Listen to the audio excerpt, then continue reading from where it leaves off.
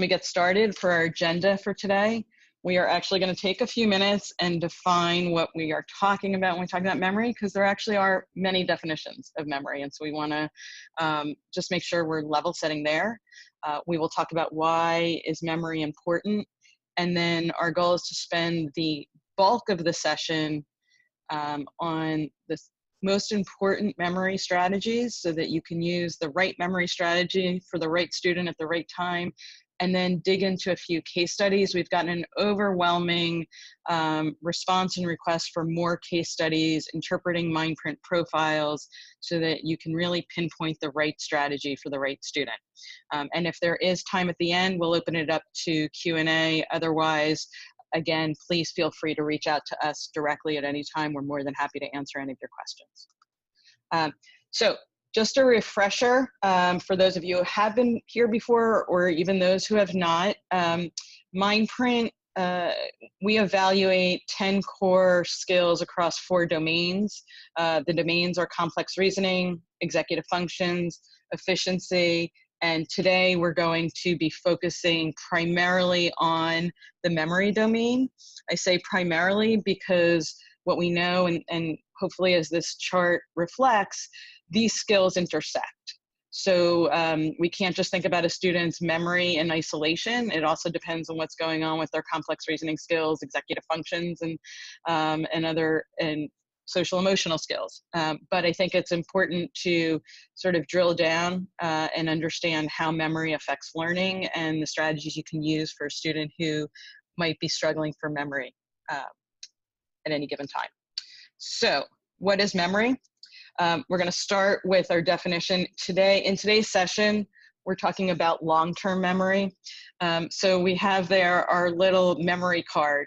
So like the kind of memory card you insert in your computer, you store all the information that you need. It's there for you when you need it. You don't use it every day, but you know you can get to it when you need it. That's what we're talking about with long-term memory, right? So as adults, the things we learned in school and childhood that we can easily and readily recall, like math facts and vocabulary words.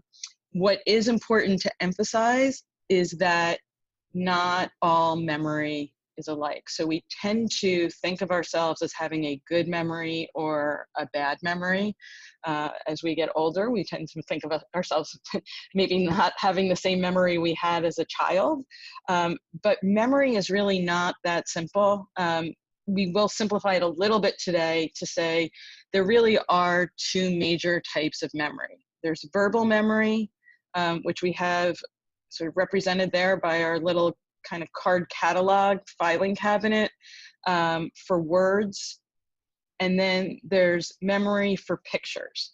And what's really important to understand is that most students will not be consistent in their memory skills. They will have one of these 2 skills generally that is stronger than the other.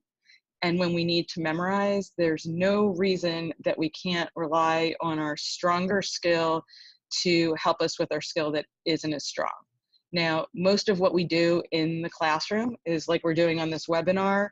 We're speaking, we're reading, that's verbal memory. So verbal memory, if your student's struggling with verbal memory, that's when we really gotta address and help that student because that's how most of school information is communicated. On the flip side, we have visual memory, so our ability to remember pictures. Also, numbers and formulas, the brain processes them more like pictures than like words.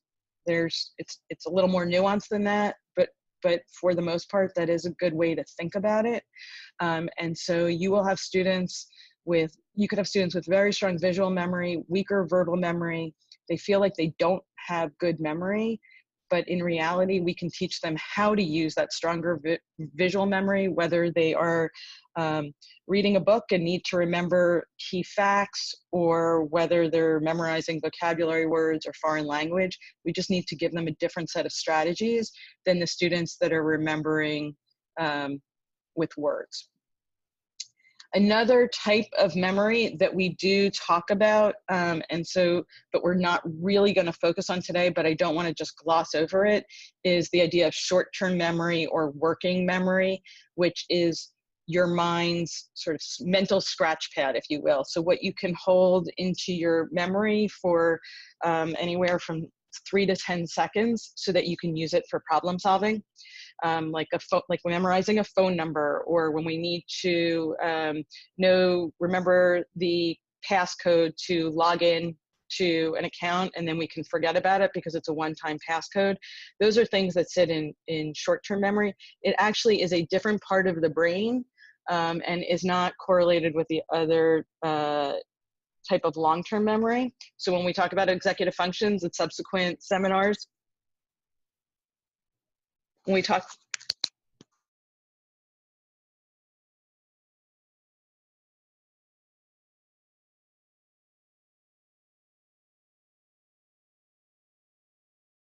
on, I'm sorry, folks, it sounds like I just got kicked out.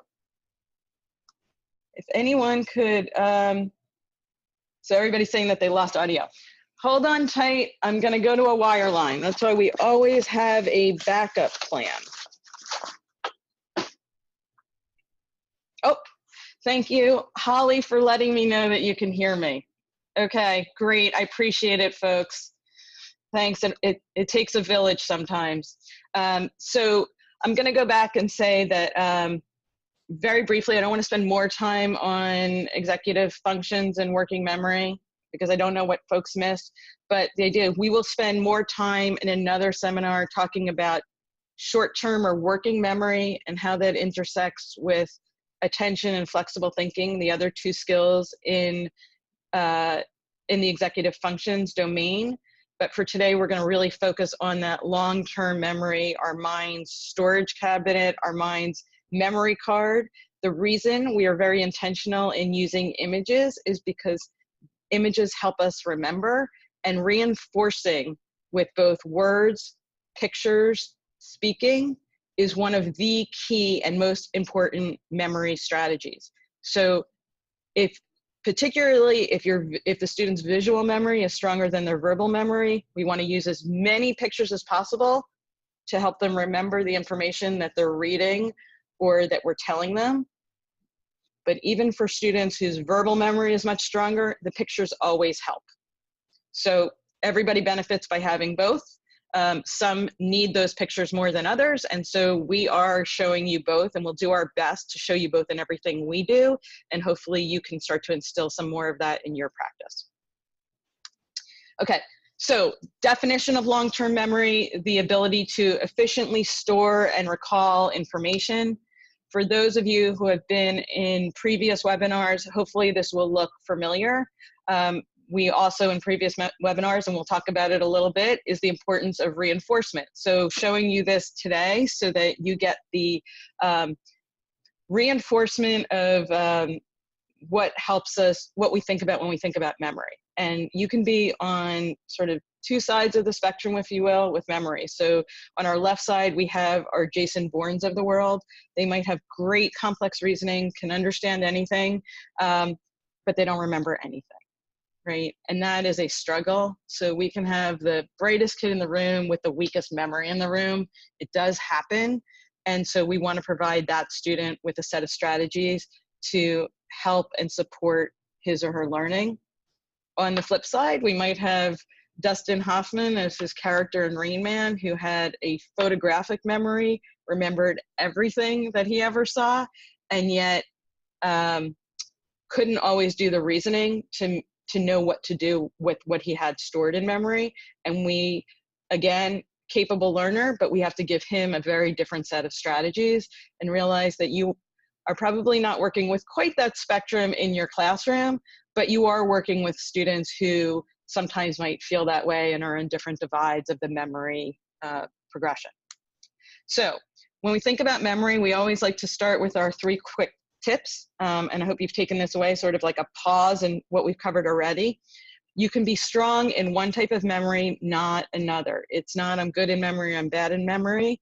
It's more that my verbal memory is stronger than my visual memory, and so this is going to be the best strategy for me. Or my visual memory is stronger than my verbal memory, and so these are the different strategies that I want to use because it's going to be most efficient for me. The second sort of follow-up to that and corollary is that you can often use your stronger memory skill to support the weaker memory skill. The context will matter. If we're in math class and we have stronger visual memory than verbal, we're going to use one set of strategies and maybe not need as many strategies. If we're in English class and memorizing vocabulary words, we're going to have to do things a little bit differently. And finally, this is just for those of you who have students with a MindPrint profile, I don't want to leave this webinar without highlighting this, that typically we don't have both memory skills that are really low or weak. Oftentimes if we do, we know that that student has an IEP. Sometimes if a student has a concussion and they haven't fully recovered, we'll have both weaker memory skills. So you just want to give some thought to that as you get a student's MindPrint profile and think about what's going on there. So why is memory important? Now, I would say that 20 years ago, we would not have needed to even think about this question, because there was no reason to think about it, right? We have all been through school. We knew how much we needed to memorize. School felt a lot like memorization. I remember my biology class in freshman year in high school, and it felt like all we did all semester was memorize. I did not have a great biology teacher. So that's not an insult to biology for those of you that are out there. But but the world has changed, right? And so it is fair to say, is long-term memory important if we can just Google it? Now, if that were the case, we probably wouldn't be on this webinar. So, so the answer, of course, is yes, we still need to have some long-term memory. We can't just Google everything, but realistically, the amount of information that our teachers asked us to memorize is probably different and lesser than the amount that we should ask our students to memorize and commit to long-term memory, right? I mean, even the SAT, there are no more quote unquote SAT words, right? We've gotten rid of the vocabulary section on the SAT.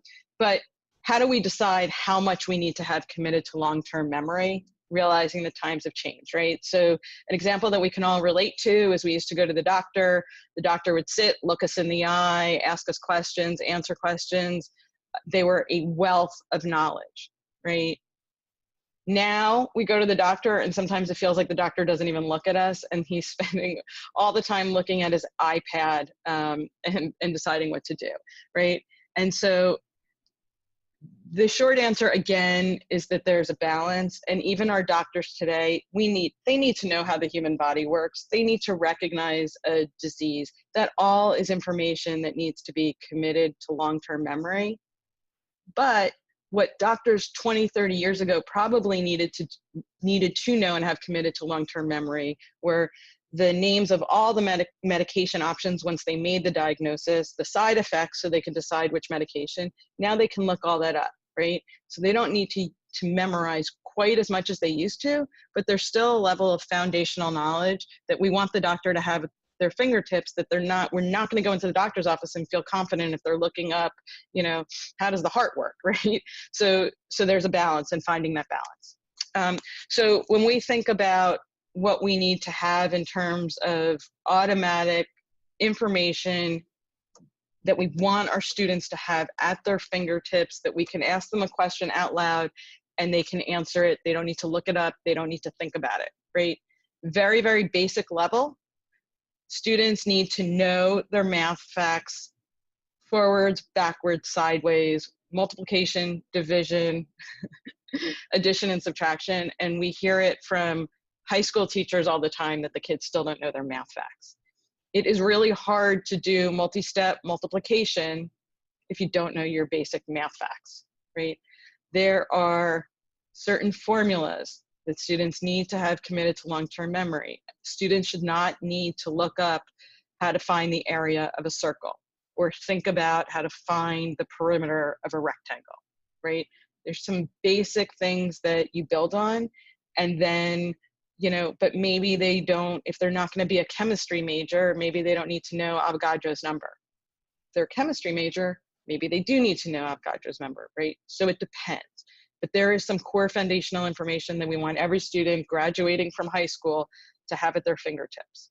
For those of you who are reading and ELA teachers, you're very familiar with the idea there are 500 Dolce words, sight words that students should have memorized, know automatically, and that is going to make early reading and literacy much easier. That is a problem in many ways specific to English, and so really hard for English language learners because of the way the English language works.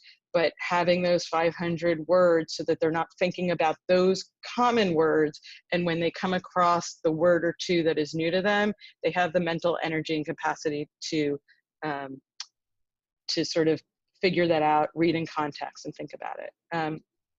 Here's a statistic from a paper that was written about 10 years ago, and that number 98% might vary a little bit, but it holds pretty true, which is that is the percent of vocabulary that you want students to be familiar with and feel automatic with when they are reading an academic text, so that they can focus on understanding the new concept and not figuring out the vocabulary words that they're reading, right? So that's a good rule of thumb. People, it's always nice to have like sort of that rule of thumb. What level should we be giving them? So if you're thinking about science class and you want to say, well, how much vocabulary do I give them in advance of asking them to read the text? So what might I want them to learn beforehand or prepare them with? And that's might be a good rule of thumb for you. Beyond that, it really does depend. It's how much foundational knowledge do you need to problem solve comfortably so that you have the mental energy to problem solve and not think about what did that mean or have to look it up. And we'll talk a little bit more about that. And also, how much of an expert do you want to be, right? So for those who are familiar with Malcolm Gladwell, I imagine most folks are, his book Outliers, he talks a lot about what it takes to be an expert.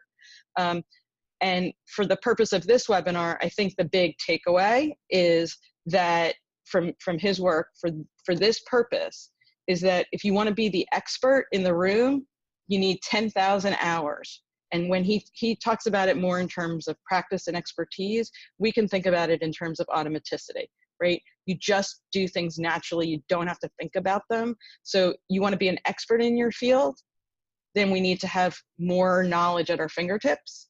If you just want to be familiar and it's not going to be the student's career goal or their major, maybe they don't have to memorize as much.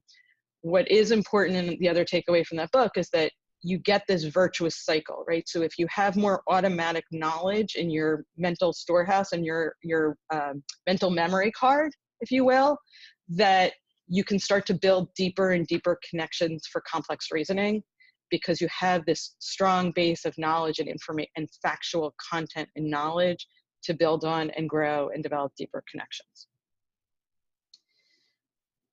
Back to sort of the non-experts, because we're not all going to be experts in outliers, is in a common classroom, in a common situation, how much do students need to memorize? The answer is that it depends, right? But the reason for it, and sort of another way of explaining what we were talking about earlier, is that we all have limited mental energy at any given moment in time, right? So some students have a lot of just sort of energy for learning as a general rule, right? They might have great executive functions, right? So they have the energy they need to focus and problem solve, because I'm focusing here on the right side of the equation. Other students are going to have less, right? Just naturally have less mental energy for problem solving. And then it's going to depend on the day and whether they're in a good mood or whether they're feeling anxious or whether they had a good night's sleep or they had a poor night's sleep, right? Sleep matters a lot for how much mental energy we have. Did they have a good breakfast or not? That's why we want kids to have a good breakfast every day, so they have the mental energy to problem solve and learn. And problem solving, I mean very broadly, thinking, learning, critical thinking, right? So how much energy do they have for that? Well, that's going to be limited. So the energy they need to do the problem is going to be based on what do they have that's automatic and easy and that doesn't require any mental energy. So, and then what's going to take some energy and effort, because complex reasoning takes effort. Like, so if I have the information, so the more that they have in that mental storage cabinet, in that mental memory card, the more energy they have for problem solving. And the less information that is in that mental storage card, right? The less that's there, the more they have to spend time and look it up on Google or use their calculator. That is mental energy that can't be spent on thinking and reasoning. And so when you think about that, that's how you find the trade-off. That said, it takes some students a longer time to put stuff into that long-term memory storage cabinet. So we have to think about that too. There's a trade-off.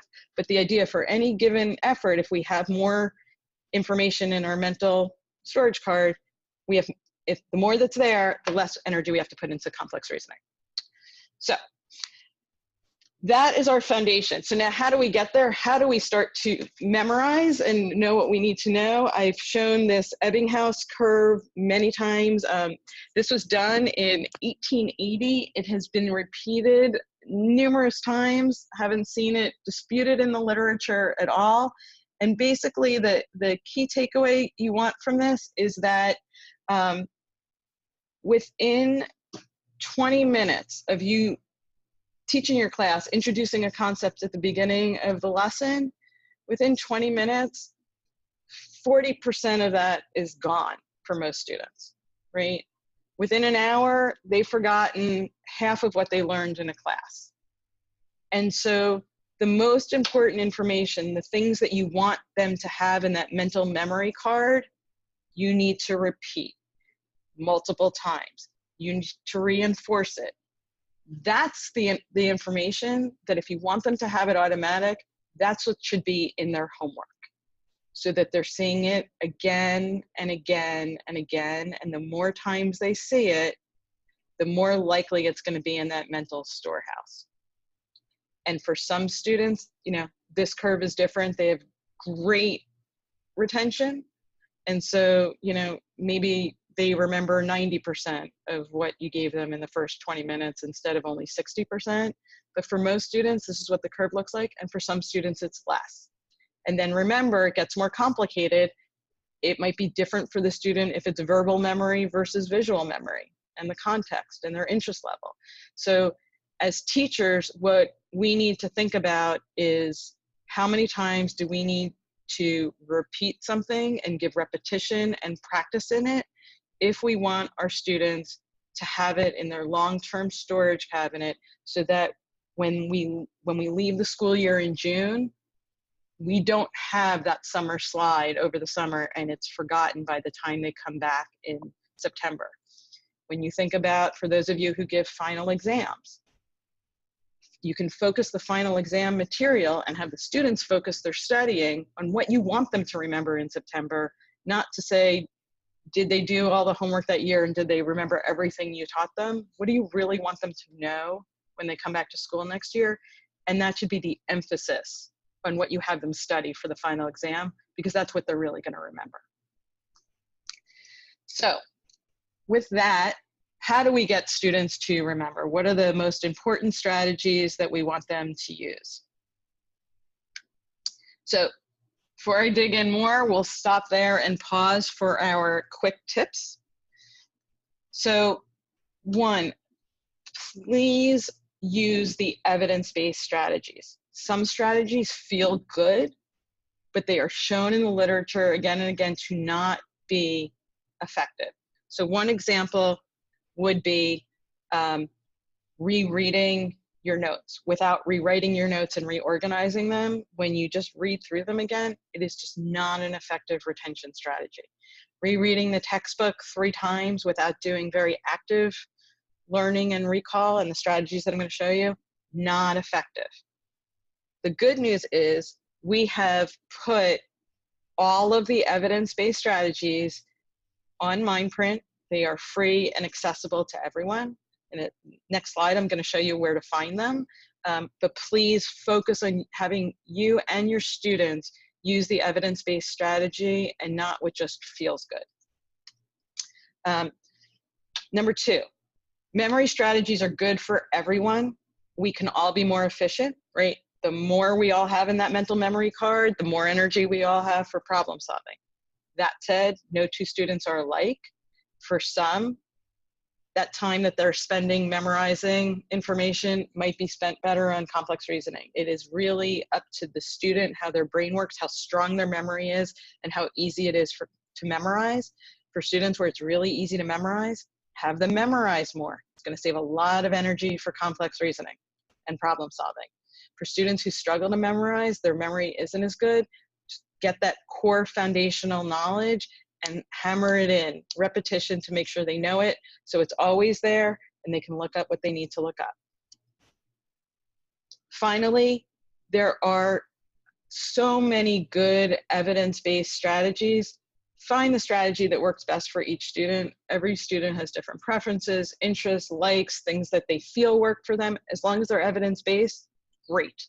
And let them choose what works for them and give them options. Okay, so this is where you can find the evidence-based strategies on MindPrint. There is a free search box on the top of the MindPrint homepage. This is the specific URL to get there.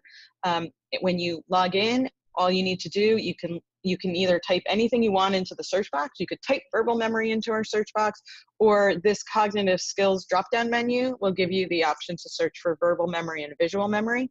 You can see we have 82 retention strategies. Please don't try and use 82 retention strategies with your students. However, if you start at the top and find the couple that work really well for you, you're going to be in great shape. Also, we pulled out for today's lesson the strategies that we know tend to be most effective, efficient, and user-friendly for teachers and in the classroom. So that's what I'm going to jump into now, but please know that these strategies are all free. You can send students and parents here. There's no advertising.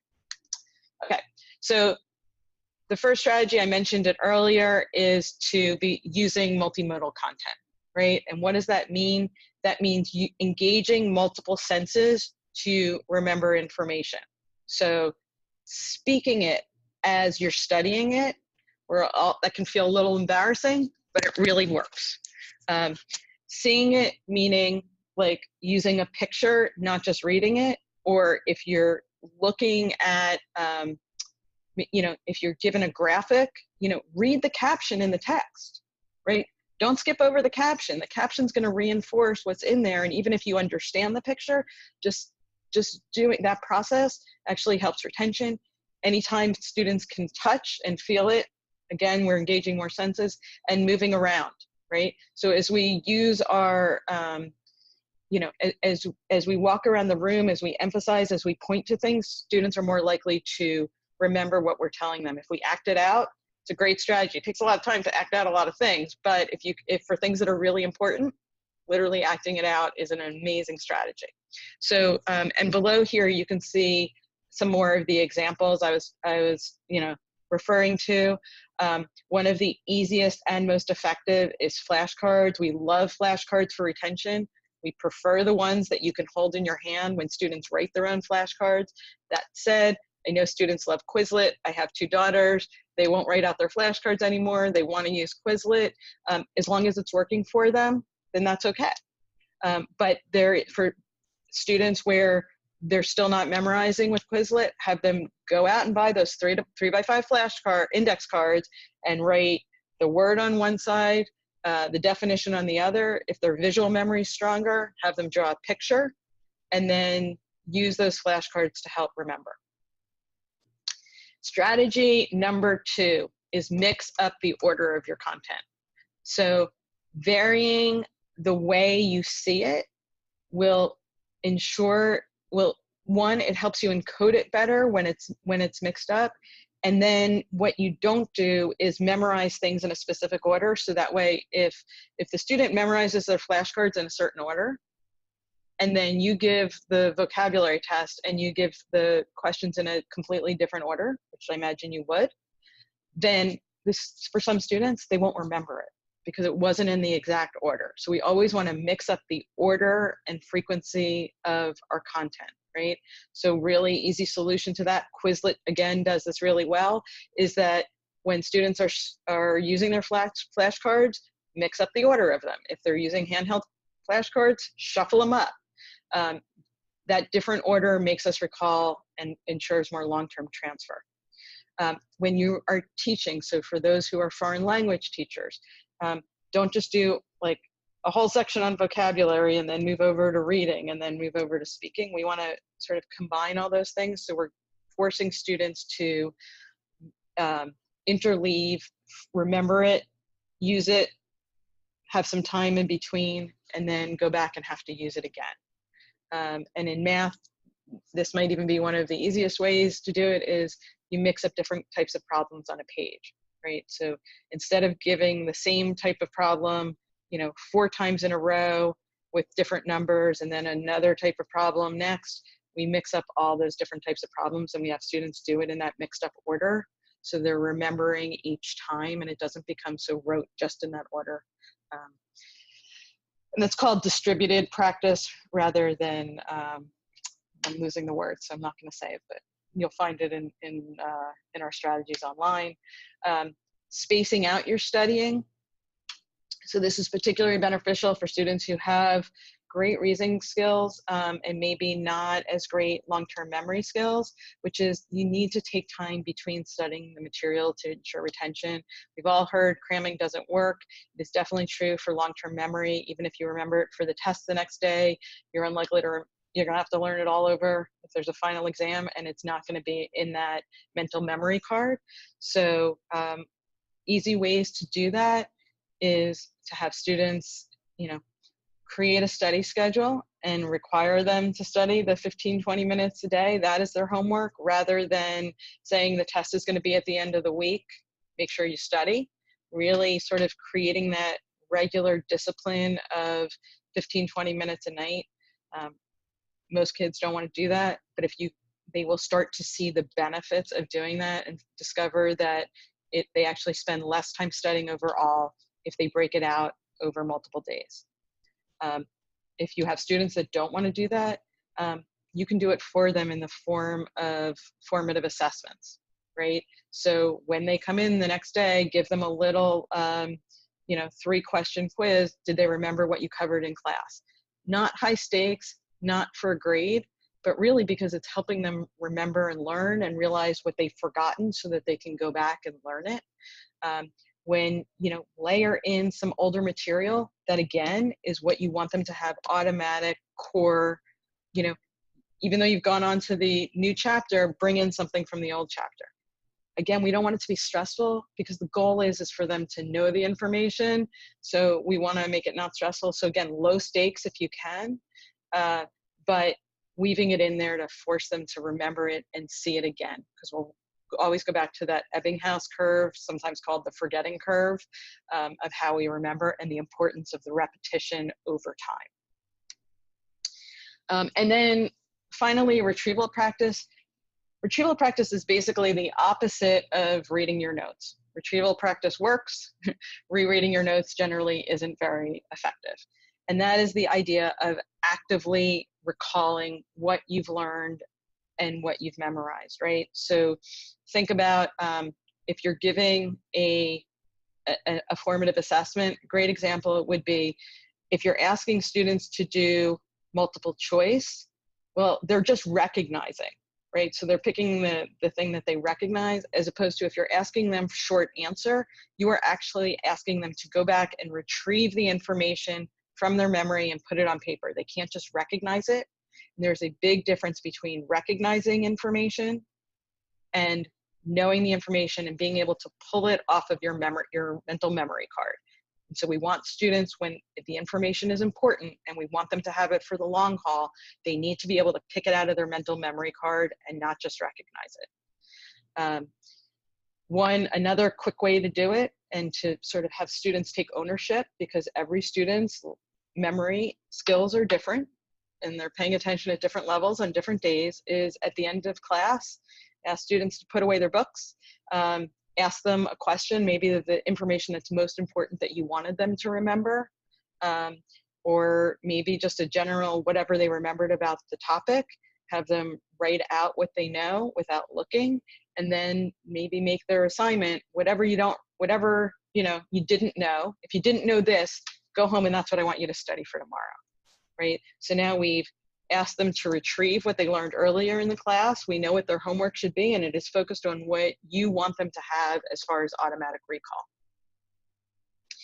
And those are our 4 core strategies. Like I said earlier, there are over 80 strategies for memorization. These are the 4 that I would start with for most students. You can see there's a line in there on who it's best for. All of these strategies will work for all students, but as you think about your own prioritization, who your students are, who's struggling the most, you might want to look at that best 4 category and say, who do I want to make sure is using this strategy? Who's it going to be best for? And speaking of best for, now we're going to go into case studies. We have gotten overwhelming demand for case studies. So how do we look at a MindPrint profile and then decide which strategy am I going to use for this particular student? So we're going to take the next 20 minutes or so and try to walk through specific students and what strategies that you would give them. Okay, so I just want to refamiliarize folks. I know some folks on this call have used lots of MindPrint profiles. For some, this might be the first time they're seeing it. So so let me just go into a short explanation. MindPrint tests 10 skills. All 10 of those skills are sort of plotted on this continuum. So where students were really strong in a skill, top 15% or better, we see them in the strengths category. So this student was particularly strong in complex reasoning skills, flexible thinking, verbal reasoning. That little star means off the charts, top 5% in abstract reasoning, right? High expected for many students, you can almost view it as similar to a strength. They're well above average, shouldn't be a problem in any of those areas. Then we have medium expected. Those are students in the chunky middle. Most students will fall in that category on most days, right? I mean, that's just most of our students on most skills. And then this is a student who has no skills below average or in that potentially statistically significant bottom 15% where they really might need additional scaffolds and support in a more concentrated fashion. So what we see here is a very, very gifted learner with strong complex reasoning skills. For those of you who have gifted and talented programs, this is a student that would be in your gifted and talented program. What we also see is a student with very typically developing memory skills. So this student is going to remember information at that sort of same Ebbinghaus curve that we saw, the same standard curve, even though he's on a completely different curve for his complex reasoning skills. So for that student, that differential can be really challenging if they don't know how to manage it. And if they're not studying and using good evidence-based memorization strategies, what you will see is that even though they're in class and they understand everything you're saying, they might underperform on tests because they're not using the right memorization strategies, and when they have to automatically recall information, it's not there for them. So they're just not balanced. Most of us aren't sort of all fitting in one category. So you're either going to find that they're underperforming on tests, or they're a student who knows they're supposed to be capable and bright and getting that A, and so they might study so much and feel so stressed for tests because they know they forget, but they don't understand why. It doesn't feel right. They expect that A, and so they're studying and studying and studying. And they might even overstudy more than they need. What does that mean to the student? The student might think, everyone thinks I'm really, really smart because people are saying you're really, really bright and capable, but they feel like I need to study more than I need to study as much as anyone else does, and this person who they don't say that about doesn't, they remember it and I don't, so maybe I'm not as smart as everybody thinks I am. Or if I don't study, I'll fail. Or maybe these are the students who say, yeah, I'm really, I can do anything, but I'm just a bad test taker, right? Because that's what it feels like to them. because they just are experiencing this inconsistency. So what do we do to help these students? So one, for these students, we want to acknowledge the need for more strategic studying, even when they know it. So what we want to emphasize for them is understanding everything we went over in class is not the same thing as automatically remembering it. And so we can't treat them the same way. And then we give them the strategies that will, to say, these are the evidence-based strategies that are going to work. Don't just read over your notes and say, yeah, I get it, right? You got to use the flashcards. You need to space out your studying. You can't cram the night before, even though you understood it. If you want to have what we need to have on our mental memory card, you are going to need to space out your studying.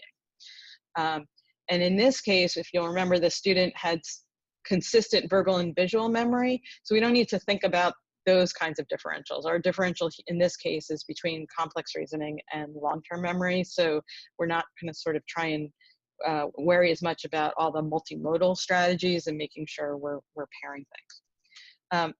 What's important to not forget in the case for this student is that it might be hard as a teacher with all the challenges you see for students in your classroom, that you might not view this as a struggling learner. You might say, this student's got it easy. And it does feel that way in the context of everything else you might be seeing. For that student, it feels really, really hard. So we don't want to minimize what they are feeling and what their particular challenge is, because students can easily lose confidence and then just stop studying because they say, oh, I studied and I didn't do well, so what's the point of studying, right? School's not for me. So I think what the most important, we have a strategy in our toolbox called respect and validate feelings, and that's what we need to do for the student. Don't minimize their challenge. Their challenge is really real to them. Okay, next student. So what do adults see here, right? So I'm gonna emphasize, the student has nothing in their strengths bucket, but they've got in the high expected, which is, again, well above average. We consider that like a strength. They've got really strong memory skills, right? It should be relatively easy for them to memorize. So whereas, most students are forgetting 40% within 20 minutes, maybe the student is only forgetting 10%, right? They just remember stuff. They also have really strong spatial skills. What is not as strong for the student are their complex reasoning skills. Verbal reasoning, which is the key driver of academic achievement, as well as abstract reasoning, which is our ability to sort of interpret, make inferences, and those skills just aren't as strong for that student. So what an adult might see, especially for students as they're sort of progressing elementary to middle school, is a student that was historically very strong. A lot of elementary learning is based on developing that foundational information.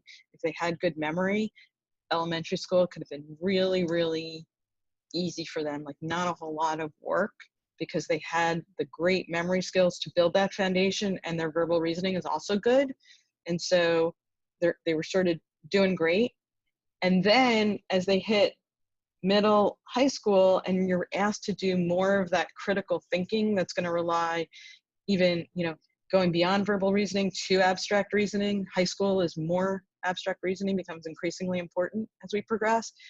You might see that student starting to struggle, and we might actually blame it on, just say, oh, they're just not motivated, or they're going through that middle school, adolescent age, and they're not as focused in school. There would be a reason that this student would start to fall off, but we can prevent that, right? And we can start to prevent a lot of that fall off if we build in the right strategies for the student starting as early as possible, ideally in elementary school. So even though things are easy, as we still build up using the right strategies, so they use them over and over and over again, and they become automatic, like the 10,000 hour rule of Malcolm Gladwell. And the student's feeling really what the adult is saying, which is that school is getting harder, and it is getting harder for the student, right? School is starting to rely on a different set of underlying cognitive skills. And if we haven't given them strategies in elementary school, they can start to feel really frustrated because what worked for them in elementary school is just not working for them in middle and high school, and they don't know what to do differently. This student has the added layer of weaker flexible thinking, so they're not going to naturally come up with the strategies they need to use to adapt. They really are going to more likely need someone to show them, these are the strategies you need to use, and we want to make sure you're using them again and again, and then we're going to have success, but we're going to have to teach the student the strategy. So what do we do with this student when they get to middle and high school? We have them memorize more than is required, right? So yes, as a teacher, you might say, this is a minimum amount we want most of our students to memorize. For this student, doesn't take as much mental energy to memorize information. So if they memorize more, even though you didn't ask them to, or even though it wasn't required for all students, now they have this great storehouse of knowledge, so that when it comes to problem solving, they can remember, oh, I've seen this before. I remember we did this before. Now I can start to make those connections a little bit easier. And for those that I've seen before and they're the quote unquote easy problems, I don't have to spend as much mental energy on the easy problems, so that I can really save my energy for the tasks that require more complex problem solving. That said, even this student needs to know how to memorize efficiently, right? Particularly as they have to memorize more, you get into higher grades, there's just more content overall. In general, all the evidence-based strategies are going to work well for this student, because the student has very good verbal and visual memory, right? So go with what the student prefers. They're probably already feeling a little bit stressed and struggling to, why are things getting so much harder? So the things that are easy for them, let's continue to leave it and make it easy, as long as they're being successful in memorizing efficiently. And then in this case, for this student, we really want to emphasize their strengths. Having good memory is an incredibly valuable asset. You can remember people's names. You can remember key information. You can be that resource in the room where people are like, oh, we better go look that up. And this student has all the information. This is a student that most other classmates want to have in their group, because they make like, oh, I remember what the teacher said. This is what we need to do. Let's go do it. So again, let's emphasize their gifts. It is a gift to have very good memory, and we don't want to let some of the relative challenges get in the way of their success and their self-confidence. Okay, this is our final case study, student number 3. This is a student that is probably very perplexing for a typical teacher. So in this case, we have a student with exceptional abstract reasoning, top 5%. You can have a conversation with this kiddo and they sort of get things, they understand science in ways that maybe nobody else in the room does. And then their verbal reasoning and spatial skills, which drive a lot of our ELA and math performance, especially in the younger ages, is just sort of in that chunky middle.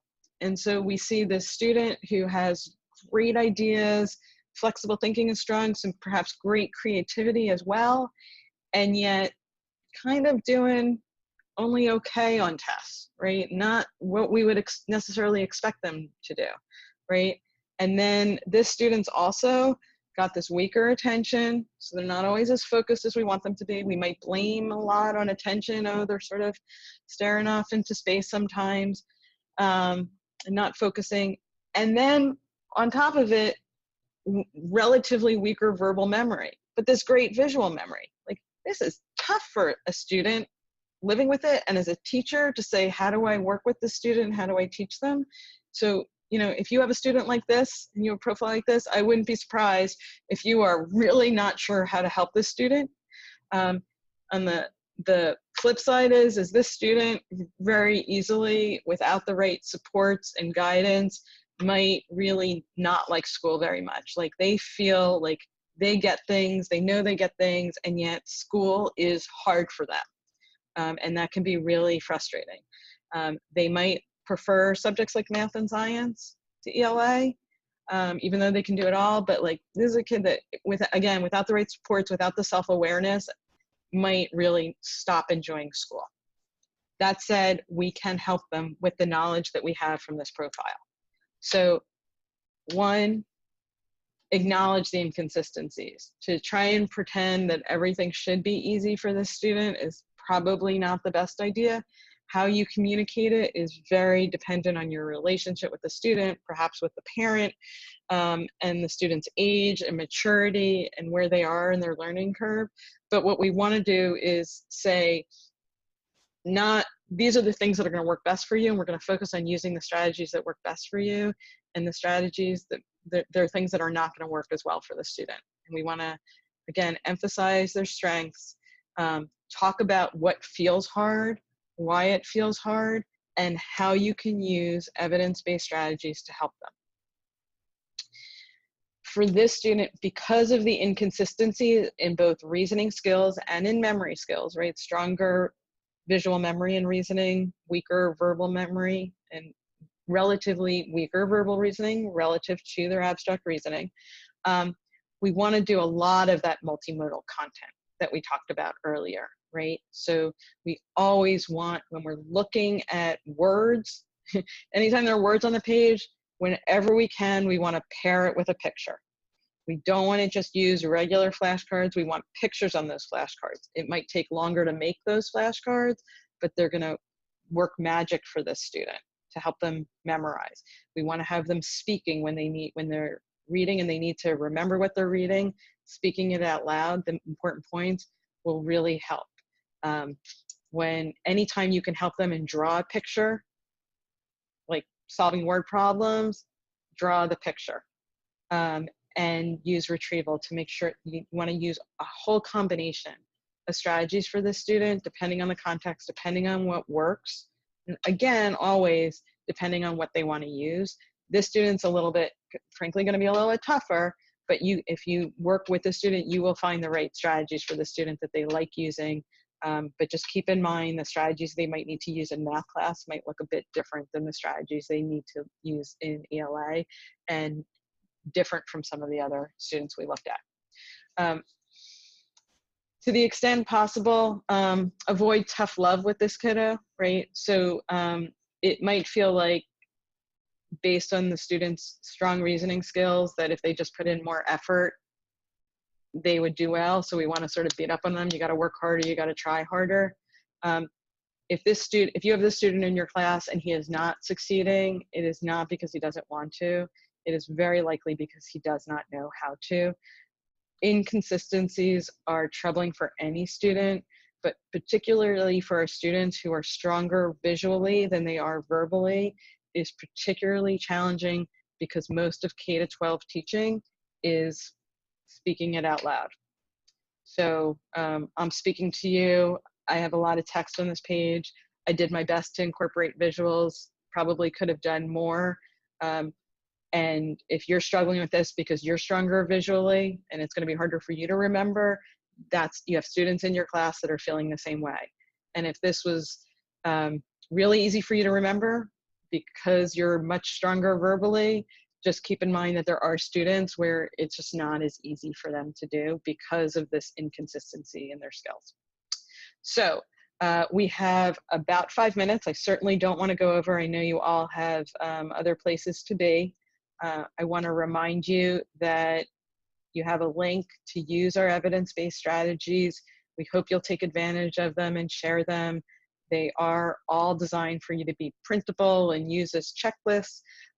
If you go here, we now actually have a section called Student Checklists and Guides. So if there are strategies you want students to use on their own and independently, you can print those out and have them check them off as they use them. It can be really beneficial, probably more for middle and high school students, but certainly for some elementary students, depending on the context. I'm going to stop there and say thank you. If you have any questions, I hope you will email us. Come visit our website. We've got plenty of resources. If you would like to get some MindPrints for your students, we would love to work with you and help you.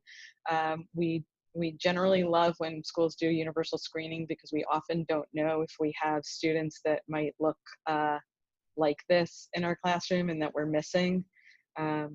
But please do reach out because we love talking to teachers and we love helping. So thank you, everybody.